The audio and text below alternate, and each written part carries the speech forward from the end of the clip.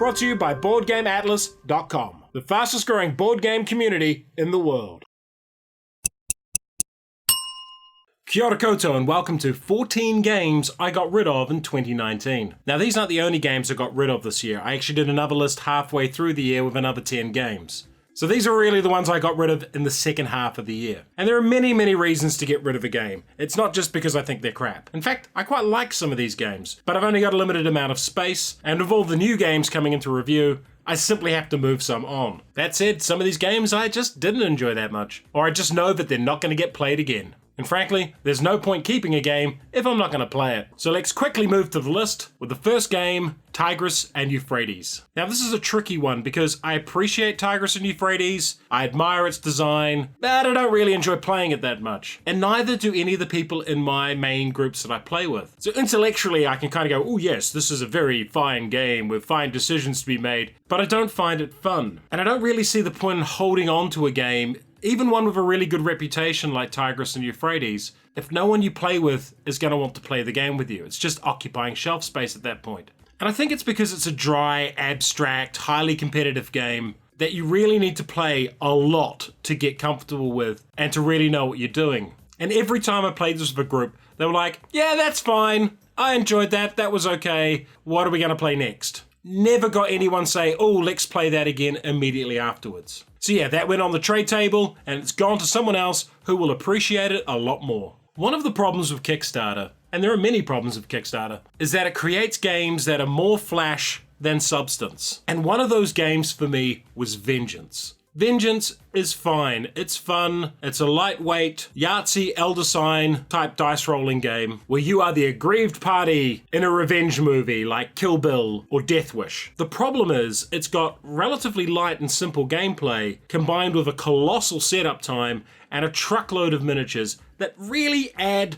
very little to the gameplay.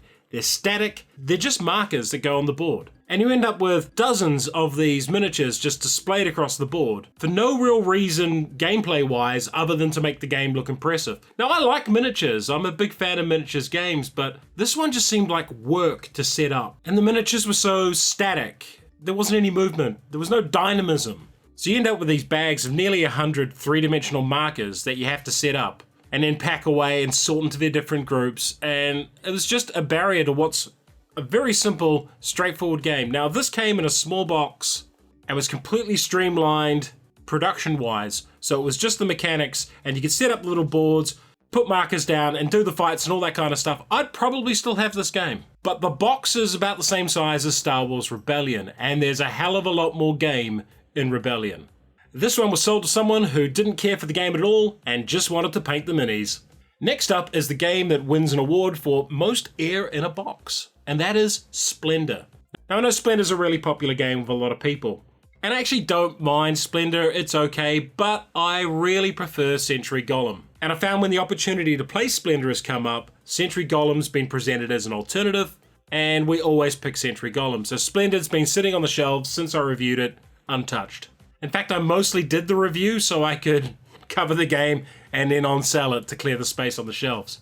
And that brings me to an idea, which is game space. And that's a term I use to describe games that occupy a similar play space, where if you're in the mood for a set collection game that takes about 30 minutes, Sentry and Splendor occupy a very similar game space.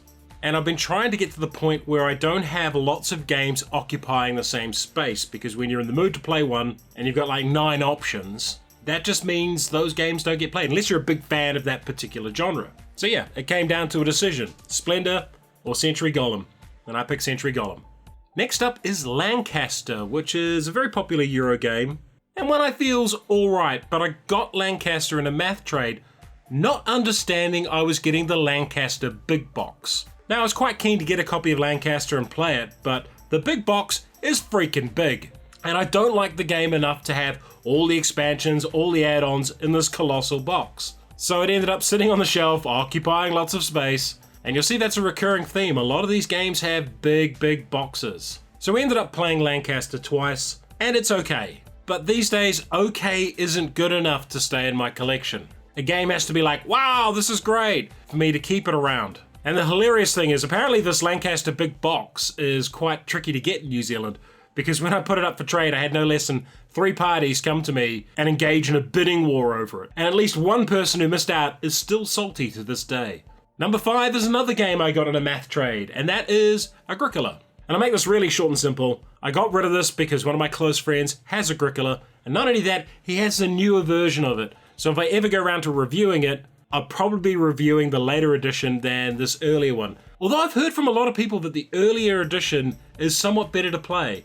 There's a few gameplay differences between that and the new one, and several people have told me that I was an idiot to get rid of the older edition because it's a superior game. But this is just a case of, do I need to own a game that my close friend has and that I can borrow it at any time? Clearly the answer to that is no. You don't need to own games that people you play with every week have. The next game's Tiny Epic Zombies, and this for me was a really disappointing game. I got this one secondhand, very, very cheap off Shem, and I was really looking forward to it. It looked neat, it looked dinky. I love the meeples with the chainsaws and the little axes and stuff on them and machine guns. That's really cute. And then I sat down to actually play the thing, and it's just a mess of a game. It was one of the harder games I've ever tried to set up and learn to play. It just seemed counterintuitive. And I play through a lot of games, and I learn a lot of games, so it's not like I'm dense when it comes to reading rulebooks and picking things up. But Tiny Epic Zombies just bounced off me really hard. I guess I was expecting something a bit lighter and a bit more fun, and it just seemed awkward. I really didn't like the board layout either. It was just really messy and muddled. So we played a couple of games of it, and it was just underwhelming. Even though it's a small box game, I really didn't feel the need to keep it. And speaking of disappointing games, the next one up is The Walking Dead: No Sanctuary. A game that seems like it has a really cool concept until you actually play it. And one of the cool concepts in the game is that each of your characters has 3 different types of actions they can do. Cautious ones, middle level ones, and aggressive ones. And the leader of the group will go, okay, we're going to be cautious this round, so everyone else has to play a cautious card, otherwise that causes friction within the group. And that sounded interesting theoretically, but in practice, it makes absolutely no freaking sense. Like, we're going to be cautious, we're going to do stuff, and you're like, well, I can't do that because I've only got angry cards in my hand, so I have to be angry, which creates tension within the group mechanically. Now, for me, cooperative games that have tension within them, that should come from the player actions, not from an arbitrary, I didn't draw enough things to fit in with what you're doing, therefore I'm going to cause problems for the group. That sort of mechanic just takes the agency away from the players, and it's the mechanics of the game telling you that your group isn't working. And for me, that just sunk this game, just sunk it hard. Okay, everyone, we need to be quiet. We need to be real quiet now. I'm only angry! I can only do things loud! I don't care that there's zombies right beside us! I'm gonna be loud now! That's Walking Dead: No Sanctuary. Now, you might have heard me mention my love for Legendary Aliens, and occasionally my bafflement at Legendary Marvel. Now, I really like the Legendary Encounters system for Aliens. I think it works really well, and I've had a lot of fun playing it solo, with groups, and 2-player with Steph. But I never really enjoyed Legendary Marvel. And I always thought that was because the Legendary Encounters system was different to the Legendary system. So we picked up another Legendary Encounters game, Legendary Encounters XFiles. And to cut it short, it wasn't particularly good. Because they use the same core system, it was very similar to Legendary Encounters Aliens, but the changes just made the game worse in virtually every respect. So instead of having 3 chapters which have like a structured story to them, you go through 3 seasons and there's like a random thing you have to solve in order to unlock bonuses for the final fight. But the problem is, these things you have to solve were completely and utterly arbitrary. So you turn over one and it says, defeat an enemy in HQ in order to advance this. If you don't see any enemies in HQ, this is impossible. You just can't do it. And there's several times they popped up and we were like, we can't do that. That's impossible. So we're going to go into the final fight, failing to complete the objectives because they were just completely arbitrary. And I get that card games have randomness and that's part of the challenge and fun. But compared to Alien Legendary, where each of the chapters was structured so there were specific things you had to do, but you were given the tools you needed to do those. In XFiles, you weren't. Also, unlike Aliens, with its strong chapter structure where characters were connected and it presented to a 3-act structure for a story, the XFiles just spat references at you. Oh look, it's Tombs. He was in this season. He's got to turn up. And there's also a werewolf, because, remember the werewolf from that episode? He was also in that same season. So you're approaching a full season of mostly episodic television and trying to present a cohesive story of that in about a dozen cards. And in doing that 3 times for a game. And it was just, here's a reference, here's another reference. Remember this guy, remember this guy. Hey, remember these people. That's not theme. Theme is not just references. And XFiles is just references. And to calm things down, we'll go into Chocolate Factory, which I thought was a pretty good game. I thought it was fine. But it's also quite similar to a game I really like called Pay Dirt. And Pay Dirt was on my hidden gems list, and it's a game about gold mining. So with one, you've got a factory producing chocolate, and the other you've got an assembly line processing dirt to collect gold. One has auctions and one has drafting. But I felt the game space thing came into effect, and I thought the games occupied such a similar space that I didn't need to have both of them. And while I enjoyed Chocolate Factory, it didn't do quite enough to usurp Pay Dirt on the shelf.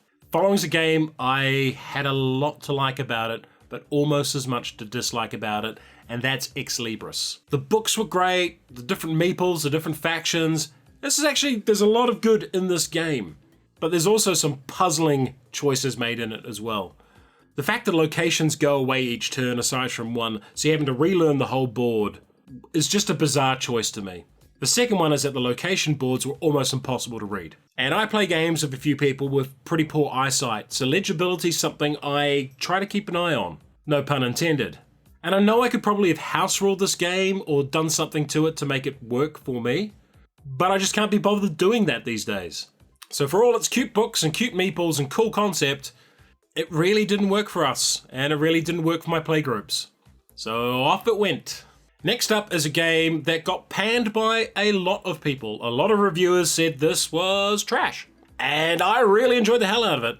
And that's Gen 7. Gen 7 for us was a hilarious experience of 4 people playing bureaucratic middle managers, arguing and bickering while their colony ship started to burst into flames around them. I had some of the best table talk and banter of any game I've ever played playing Gen 7. Where people are like, I need help fixing my things. I'm like, yeah, it's not on my work schedule. We agreed the work schedule at the team meeting, and fixing the engines before they blew up was not part of my responsibility. I'm afraid that's on you. And that was a tone we played through the whole campaign, of these petty, bitter bureaucrats squabbling over their fiefdoms, occasionally uniting to make sure that the whole ship doesn't explode. And it was a riot. It was a really good time. And one of my favorite co-op or semi-co-op game experiences of all time. The problem is that Gen 7 says it's replayable, and it probably is, and you can experience a different story, but the mystery's gone. The magic's gone. It's, for all intents and purposes, a legacy game that you can off-sell and someone else can replay it. But personally, I don't think a second play could top the really good experience I had. I don't think it would replicate the discovery that we had in the game, and I'm pretty sure any follow-on would just be a pale imitation to the first campaign we played. So instead of holding this big box that I really enjoyed playing and had a lot of fun with, I thought I'd push it on to someone else and they can have a lot of fun with it as well. Or hate it like everyone else. The third to last game's another one of those okay games. It's Saloon Tycoon. There's actually some really innovative stuff in Saloon Tycoon about how you build up your saloon and the different buildings and the different character play. But it's a Western, and I'm just not really into Western themes, and none of the people I play with are into Western themes. So I played a bunch of games around the time I did the review of it a year and a bit ago, and since then it's just sat, and it's never been picked by anyone to play since. And if a game's going to sit there for 18 months with no interest, probably time to move it on to someone else who will appreciate it. The second to last game is a really wonderful story about a game I gave away to a group who I know will get a hell of a lot more enjoyment out of it than I will, and that's Grodd Oppelus. Now, Grodd Oppelus is like a 3D version of Lego combined with checkers, and I thought it was pretty interesting. But it's also a really good game for kids, and I had one of my friends test it with their kids, and they really enjoyed it. And they also run a games club at a primary school, which is the New Zealand equivalent of an elementary school, and we donated it to that club. So instead of me holding it and maybe occasionally playing a game with it, it's now being played by kids at school. And I think that's a really good place for games to go, if they're child-friendly and suitable, and you know a club, is just donate them to the club. It's almost certainly got a hell of a lot more plays than it would have if it had stayed with me. And last, and possibly least, is the game that set the new record for arriving into my house, being played 5 times, reviewed, and then got rid of, and that is Tapestry. I really didn't like Tapestry. I really didn't enjoy it at all. And it's not because I wasn't good at it. I knew how the game worked. I could get big scores. I just saw that those scores were so dependent on the faction you picked and the Tapestry cards you got. And I did some tests. And I played through the same faction, only taking the default 15-point trap cards through a solo game, and also playing another game where I got to choose from a tableau of open cards for the most optimal one for my Tapestry choices. And the difference was colossal. 200 odd points gap between Game A and Game B, playing the same faction and with the same player expertise. And there's the other thing I really didn't like about Tapestry, which is how the game keeps punching losers in the face. Invariably, the person who gets the most actions will likely win. And that means they'll be playing for a while at the end of the game after the person who's come last is well and truly finished. So you finish up, you score up and you go, yay, I've got 180 points, and you've still got about 30 resources to spend. And that person will sit there, playing through their game, racking up points on you, just repeatedly punching you over and over again, going, yep, I'm ahead, I'm more ahead, I'm more ahead, I'm more ahead, and I'm more ahead.